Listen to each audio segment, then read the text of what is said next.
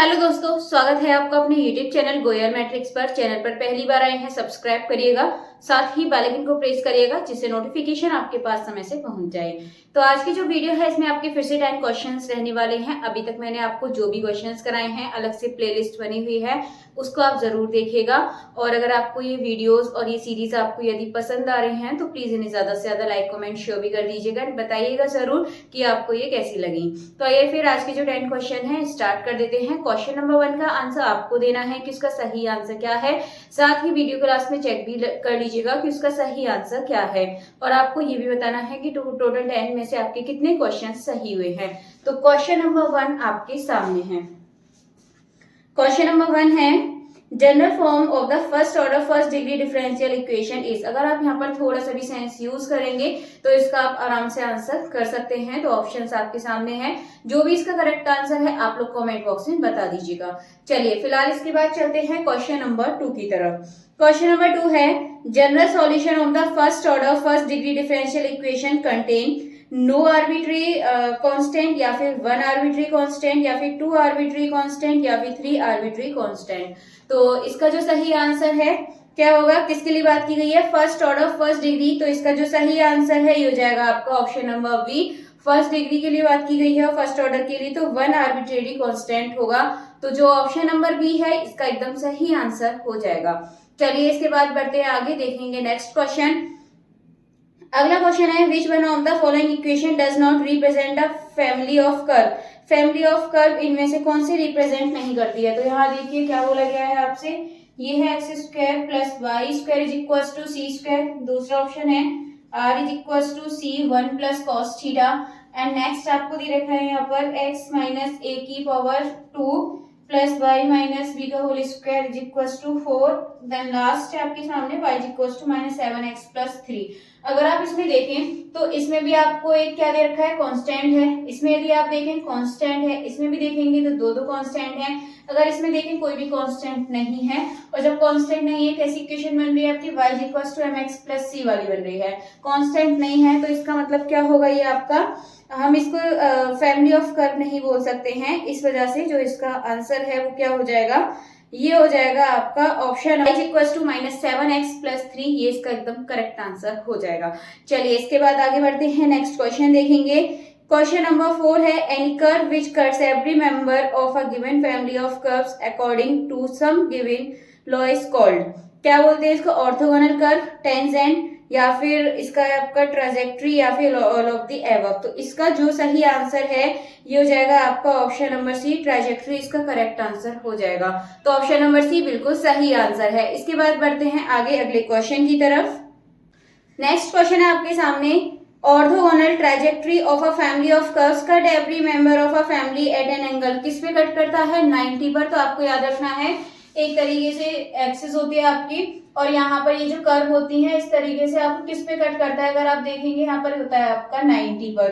तो इस हिसाब से जो इसका सही आंसर है वो क्या हो जाएगा, 90 एंगल इसका करेक्ट आंसर है। यानी कि जो ऑप्शन नंबर बी है ये एकदम इसका सही आंसर हो जाएगा।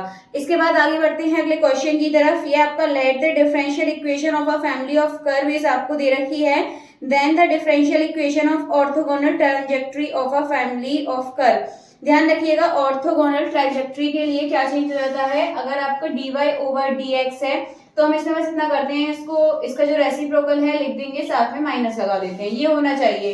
अगर आप इस हिसाब से इसका ऑप्शन देखें तो देखिए आपके सामने ऑप्शन है, और जो इसमें ऑप्शन नंबर ए है ये सही हो जाएगा, X Y minus D X over D Y is equal to 0।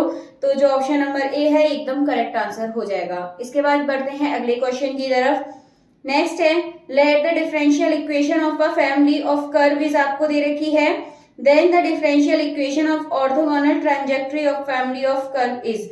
अब आपको देखिए इसके लिए ध्यान रखना है, dy ओवर dx के लिए मैंने बता दिया है। एक चीज आपको ध्यान रखनी है, हम यहाँ पर अगर आपसे पूछा जाए dr अपॉन d थीटा, इसके लिए आप ध्यान रखिएगा। तो इसके लिए आपका क्या होता है, माइनस तो लगाना है, इसके बाद जो ये dr है यानी कि r का स्क्वायर कर देते हो, और यहाँ पर d थीटा अपॉन dr यानी कि इसका रेसिप्रोकल करके यहाँ पर लिख देते हैं, तो आपको आंसर मिल जाएगा। ये बस दो चीज आपको याद रखनी है, ज्यादा नहीं रखना। तो इसका जो ऑप्शन नंबर देखेंगे आप तो ऑप्शन नंबर सी बिल्कुल सही आंसर हो जाएगा। यहाँ पे आर स्क्वायर कर देते हैं, तो जो ऑप्शन नंबर सी है ये एकदम इसका करेक्ट आंसर है। इसके बाद बढ़ते हैं अगले क्वेश्चन की तरफ।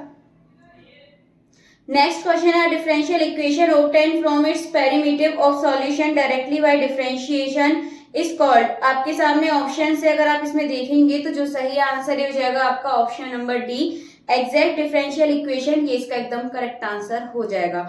इसके बाद बढ़ते हैं आगे, नेक्स्ट क्वेश्चन देखेंगे। तो नेक्स्ट है आपके सामने लेट द डिफरेंशियल इक्वेशन। आपको डिफरेंशियल इक्वेशन दे रखी है और आपसे पूछा है इसमें कौन सा सही होगा।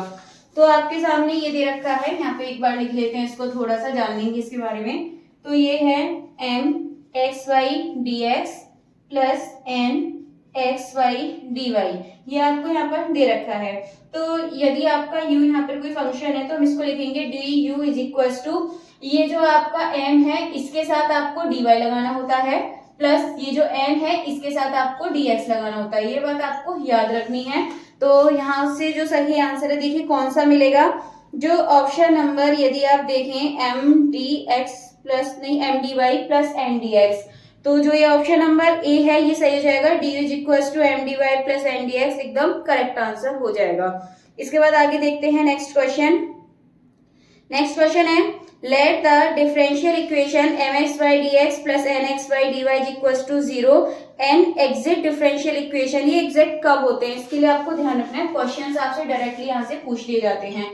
तो यहाँ पर ये कब होंगे, अगर हम ऑप्शन के अकॉर्डिंग देखें यहाँ पर, तो ये आपका क्या होता है, ये जो आपका डेल एम अपॉन इसके साथ कौन सा होता है बाई वाला, और इसके साथ कौन सा होता है एक्स वाला, ये वाली चीज आपको यहाँ रखनी है इक्वल में, तभी एग्जैक्ट होते हैं। यानी कि किसी इक्वेशन का जब वाई की रेस्पेक्ट में करें और एक्स की रेस्पेक्ट में करें तो हमको यहाँ पर ये इक्वल मिलते हैं, और कंडीशन दे रखी होती है तो इक्वल करके इसको सॉल्व करते हैं। तो इसका जो सही आंसर है यदि आप देखें तो ऑप्शन नंबर बी इसका एकदम करेक्ट आंसर हो जाएगा।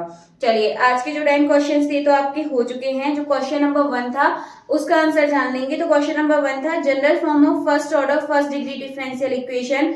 तो अगर आप यहाँ पर देखें फर्स्ट ऑर्डर के लिए तो आपका dy ओवर dx होना चाहिए, सेकंड के लिए d square y upon dx square होता है। अगर आप इसमें देखें तो ये सिर्फ आपको एक ही ऑप्शन में देखने के लिए मिल रहा है, जो आपका ऑप्शन नंबर सी है ये इसका करेक्ट आंसर हो जाएगा। बाकी आप देखेंगे सभी में ऑर्डर 2 आपको यहाँ पर देखने के लिए मिलने वाला है। अगर आपका ऑप्शन नंबर बी में ऑर्डर 1 है तो वहाँ पर डिग्री 2 हो रही है, इसलिए आपको क्या बताना है फर्स्ट ऑर्डर फर्स्ट डिग्री। तो सिर्फ तो जो ऑप्शन नंबर सी है ये इसका एकदम करेक्ट आंसर है। चलिए आज के जो 10 क्वेश्चंस थे आपके कंप्लीट हो चुके हैं। आई होप क्वेश्चंस आपको अच्छे लगे होंगे। अगर अच्छे लगे हैं तो कमेंट करके जरूर बताइएगा। साथ ही आपको ये बताना है कि टोटल 10 में से आपके कितने क्वेश्चंस सही हुए हैं। चलिए फिलहाल आज की जो वीडियो है इसको यहीं पर खत्म कर देते हैं। मिलते हैं हमारी नेक्स्ट वीडियो में आगे के क्वेश्चंस के साथ। तब तक के लिए आप ज्यादा से ज्यादा वीडियो को लाइक कमेंट शेयर कर दीजिएगा।